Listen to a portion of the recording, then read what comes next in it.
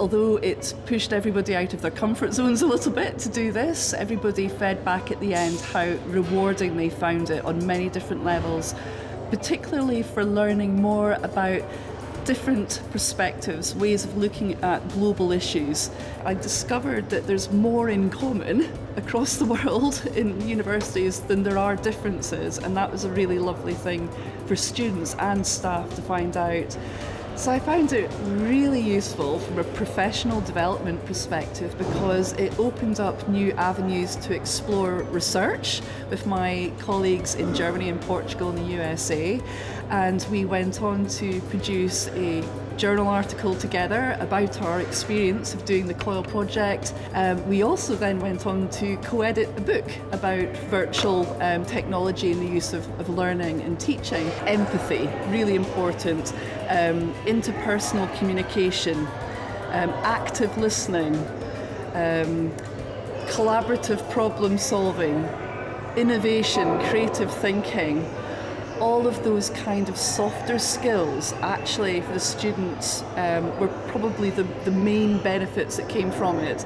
I think the biggest lesson I've learned from the experience of doing a COIL project is how important it is to broaden students' educational experience beyond the boundaries of the institution that they have joined. Things like trying to coordinate meetings across different time zones, but there's some really good technology now which helps you to organise all of that. Language barriers can sometimes be a challenge for the students. Top tips would be go into it with an open mind, spend time at the beginning with your colleagues in the other universities, getting to know each other, exploring what some of the potential challenges might be.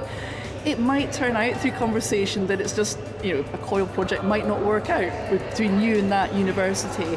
But don't give up and be flexible, because you will have different timetables and things like that. But spending that time at the beginning with your colleagues and also the students having time at the beginning to get to know each other. So a bit of socialisation time, perhaps a bit more than you would normally have in a group project, is really important. Collaborative online international learning projects are very useful for the Arctic region, potentially because of some of the challenges of mobility. So by working online in teams, students around the world can collaborate to address important global issues such as biodiversity loss, tourism, sustainability, coastal communities, and work in an interdisciplinary way to try and look at how to solve those problems.